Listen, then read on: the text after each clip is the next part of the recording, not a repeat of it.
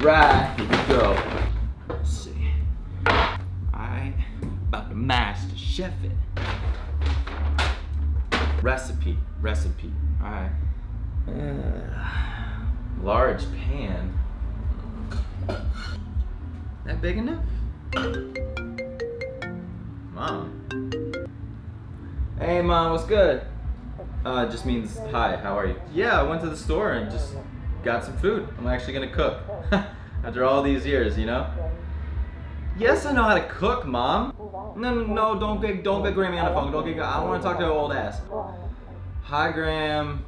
I know how to boil an egg, Graham. I gotta go. I gotta go. Bye. Sorry. How do I boil an egg? Hey there. Pretend for a second this isn't me. Alright? I know it's a little weird. Does this seem like you?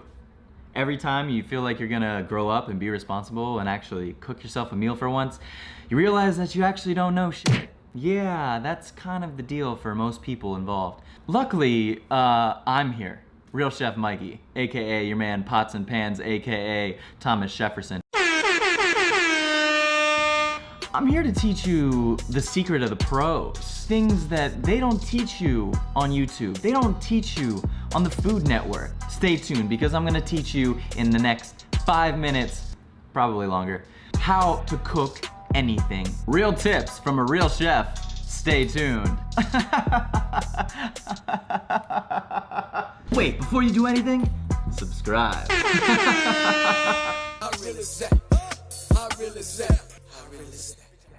All right, y'all, we're gonna get right into it. The biggest piece of advice that I can give you when you're first starting your cooking journey is to not follow recipes. Kind of. You can look for them. It's perfectly normal. Everybody wants a place to start. Everybody wants the fast answers. Even for myself, if I'm not familiar with a new trade, I want it fast, and I want it now. The meatloaf! We want it now! Look up your favorite recipes, go on Pinterest like a basic bitch.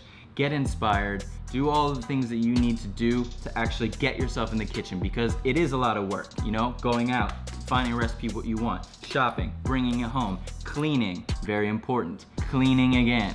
It's an insane process, I understand it, even for someone as skilled and masterful as me. I still take a tremendous amount of time to make sure that my food is prepared deliciously and delectably and nutritionally and any other Lee you could possibly think of, but not Bruce Lee. So get your recipe, figure out what it is that you actually want to make, but what I'm saying is, take it with a grain of salt. Or a million. Follow the recipes to a certain extent, but they're just guidelines. They're not really rules, and anyway, rules were just made to be broken, right? Don't be afraid to think things outside of the box. Substitute some things in if you don't like this ingredient. Get rid of it. If you don't like peaches, don't use peaches. Actually, if you don't like peaches, you're an asshole, so get out of here. Go away, unsubscribe. If you don't like peaches, get the fuck out. But seriously, subscribe. Come back, I need you, I need you. I had a brilliant chef in culinary school that taught me from the very beginning that if you could cook one thing, you could cook everything. It's all about techniques. If you can make one soup, you can make them all. With that being said, transitioning into tip number 2, use common sense. Hey, you guys have a lot in common. Not that kind of sense. Common sense, you know, the thing that most smart people have, but you don't. Just because a recipe says that something needs to go in the oven at 450 degrees for 15 minutes doesn't mean that it's exactly correct. Every oven is different. Your oven could run hot. Milk was a bad choice. It could run cold. You could have a different thickness in that cut of beef if you're cooking beef. If you're boiling water, you could be at a different elevation, like you people in Colorado. I'm just really high, man. Not that kind of high, stupid.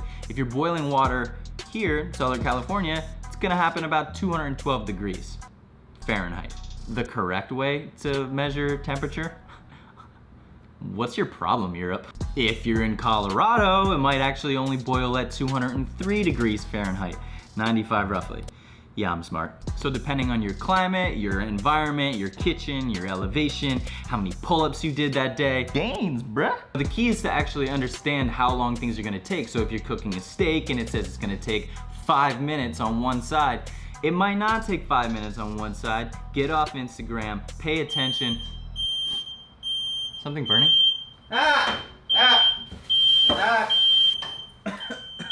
If you're seeing a ton of smoke, or you're seeing that it's getting too dark on one side, take that shit off.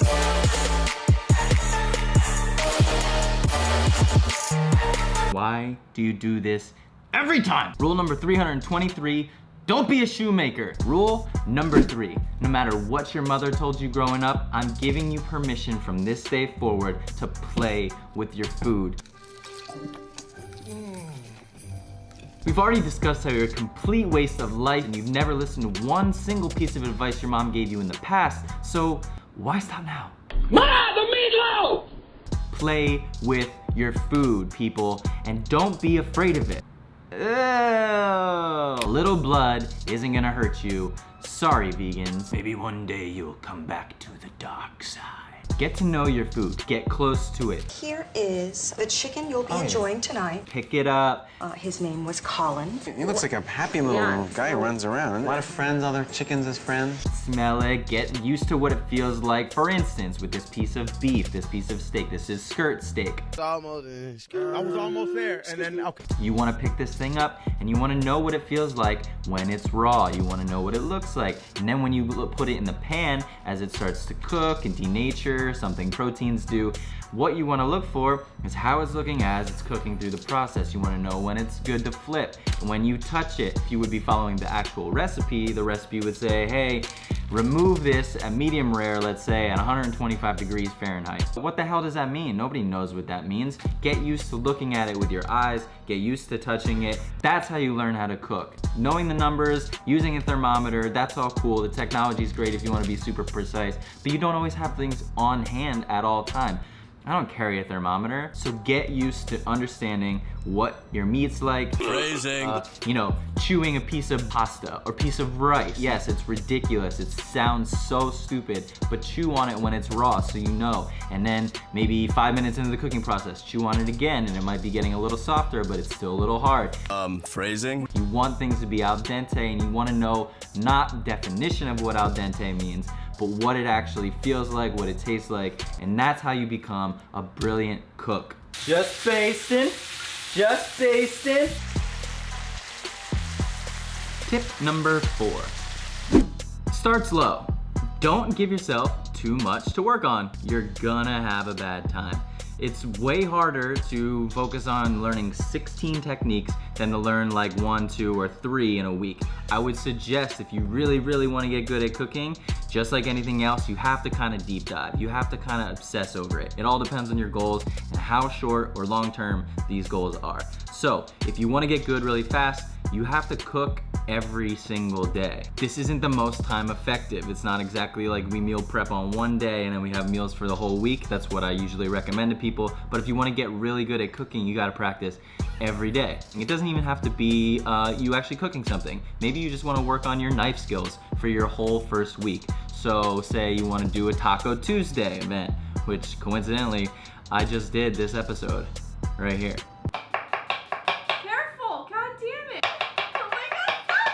I think I just got diarrhea. Chicken tacos, okay? You buy the whole bird, it's already cooked.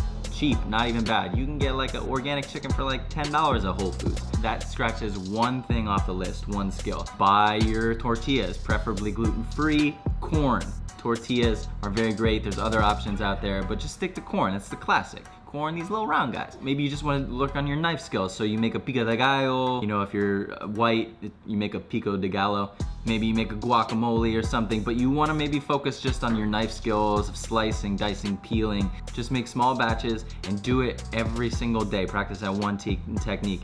It's boring, but that's how you get good at anything. It's monotony. Oh, you're upset that you have to work on one technique for a week?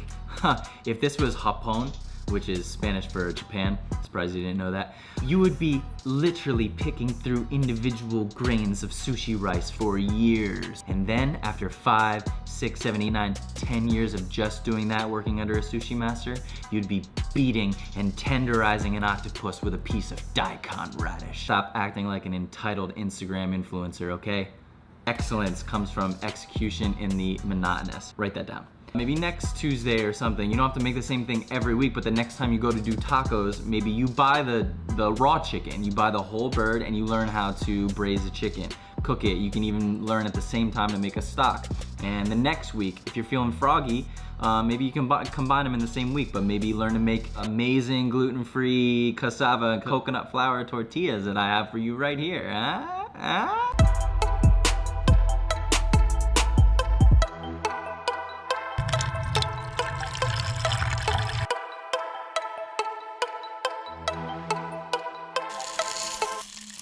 Anyway, you understand what I'm saying. Just learn slow, and then when you start to get comfortable and maybe you want to start to learn some cooking techniques, just work on searing. Sear, sear, sear. I am super duper cereal. Start slow, find solace in the monotony. You will get good very, very quickly. From there, you start to accumulate all these skills and they stack and stack and stack, and then you can start to work on more complex things. Like, don't try to make gnocchi or agnolotti or even a risotto, something like that right off the bat. Focus on a very simple thing, master it before you move on. I am no different. I am also victim to this whole mentality of like, I get super obsessed with things and I want to jump in and I take on too much and then I get stressed out. Don't do that. And the fifth and final tip that I have for you youngsters, newbies just starting out in this culinary exploration: write your own recipes. This is actually a very cool game that I even play with myself to this day. If I have a little time and I'm feeling a little adventurous. Now that you have a few of these techniques all lined up and you worked on and you're honing your skills, just go in your kitchen and open up the cupboards.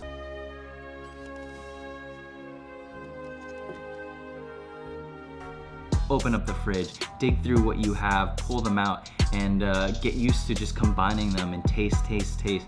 I should have titled this 6 keys. Taste, taste, taste. Play, taste, write your own recipes through. You have to know what something tastes like, or else you don't know what the final product will taste like. You take a underripe tomato, is gonna be vastly different than a ripe tomato. They can actually both be used in certain recipes, they just have to be used in kind of different scenarios. If you want a sharp, acidic tomato to balance out with maybe like a fattier profile, that could work. But if you want the sweetness in the tomato to be balancing off the other flavors, you just have to know what the intention is for the overall dish, and that's how you have to incorporate each individual ingredient. Taste it when it's raw. Phrasing. Taste it as it's cooking, taste it as it's finished. The flavor and the profiles change so vastly, and you have to understand, in order to be a great cook, how those things evolve. So, that was a mouthful. Phrasing. Overall, cooking is just like life. It's fucking simple, we just make it more difficult than it really needs to be. So, with that being said, I hope you guys enjoyed this episode. I really, really am excited to be digging deeper into a lot of these cooking techniques. Please let me know which aspect of cooking you would like to see more. Please subscribe, hit the bell notification thing.